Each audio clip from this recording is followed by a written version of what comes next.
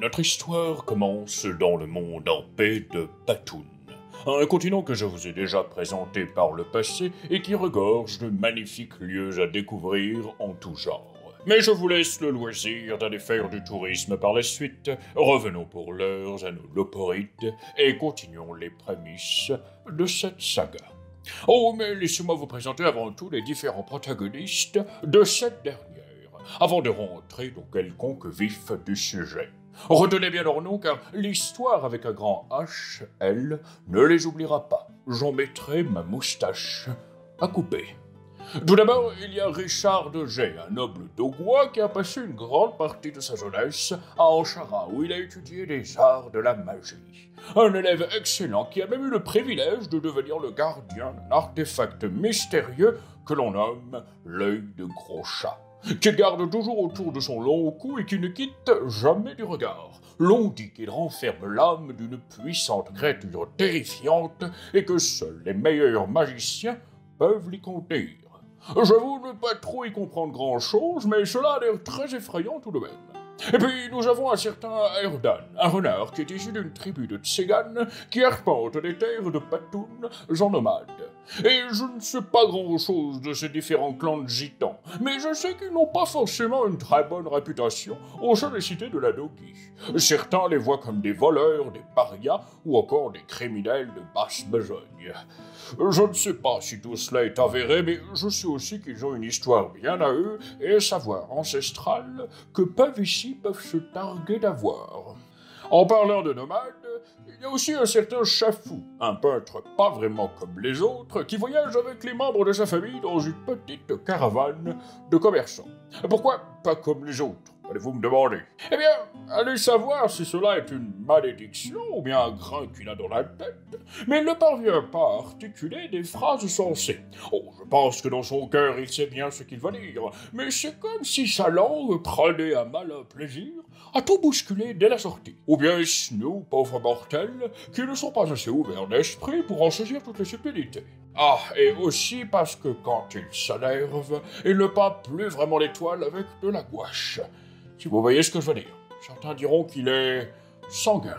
Et pour finir, laissez-moi vous présenter l'individu le plus mystérieux qu'il m'ait été donné de rencontrer, un certain Charles. Alors de prime abord, il a tout l'air d'un chat, on ne pourrait plus rachitique. Vous m'excuserez de jeu de mots. Mais la vérité se révèle bien plus troublante, car en effet, pareil peau n'est qu'un appareil magique qui cache ni plus ni moins qu'un squelette de chat. Oui, vous allez me dire, rien d'étonnant, mais un squelette qui marche. Oui, vous m'avez bien entendu, un squelette qui marche. Je sais que cela aurait tôt fait d'effrayer plus d'un, mais j'ai appris avec mes voyages à ne pas juger les apparences. Qui sait, peut-être que l'histoire de Charles, dont il n'a aucun souvenir, se révélera plus importante qu'il n'y paraît. Qui sait? Et donc, tout ce beau monde se retrouve à par les hasards du destin à Montedogo. Oh, à dire vrai, il y avait une raison à cela, la grande fête de l'été. En effet, comme chaque année, les habitants de la Dogi, ainsi que les royaumes avoisinants, sont conviés à participer à de grandes festivités pour célébrer l'anniversaire de la belle saison, mais aussi de s'assurer que les amitiés qui lient nos contrées demeurent toujours aussi tenaces. Et à dire vrai, c'était bien la première fois depuis longtemps qu'autant de convives avaient fait le déplacement. Il y avait bien des gens de diverses portions du monde. Le tsar Vladimir, dirigeant du peuple gorde, sa majesté Chabdoul, 15e du nom de l'île d'Anchara, ainsi que son vizir Shahriman, mais également une petite mais bien pompeuse délégation venue tout droit de Meistower. Sans oublier évidemment notre cher roi Nestor de Bonbâton, que j'avais le privilège d'accompagner. D'ailleurs, veuillez m'excuser, mais j'ai omis de me présenter. Je m'appelle Sir Antoine Langoumois, chevalier de la Dogi et capitaine de la garde royale. Mais appelez-moi Antoine, je vous en prie. Bref, inutile de dire que la fête battait son plein et que les festivités allaient bon train. Mais c'est alors que l'impensable se produisit. La terre se mit à trembler et le sol se fendit d'un seul tenant. Et c'est alors que dans cet épisode apocalyptique que sortirent du tréfonds des abysses les rats par centaines, que dis-je, par milliers. Mais ils n'étaient pas comme les rats que nous connaissions et dont nous avons repoussé les maigres incursions. Non, C'étaient de véritables abominations, comme des morts qui marchent, animés par une énergie malsaine et destructrice, une flamme verdâtre brillant dans leurs orbites vides de toute vie. La panique gagna bien vite les foules, et les garnisons sur place ne tardèrent pas à être débordées par la masse de ces créatures immondes venant de toutes parts. Mais c'est alors qu'au milieu de tout ce chaos, une immense explosion survint. Nous balayions tous au loin de Montedogo, moi et les aventuriers que je citais tantôt, que j'avais protégés de mon bouclier durant la déflagration, sans savoir qu'ils deviendraient les héros de demain. Et ce fut le trou noir.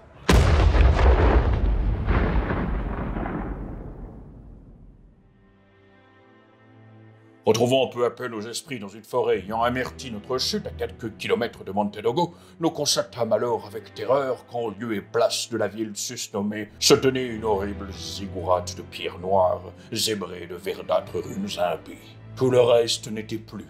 Les citoyens, le roi, les délégations, anéantis ou disparus.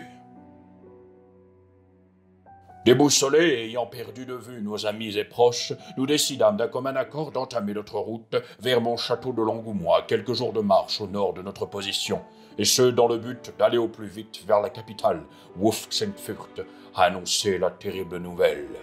Les rats étaient de retour.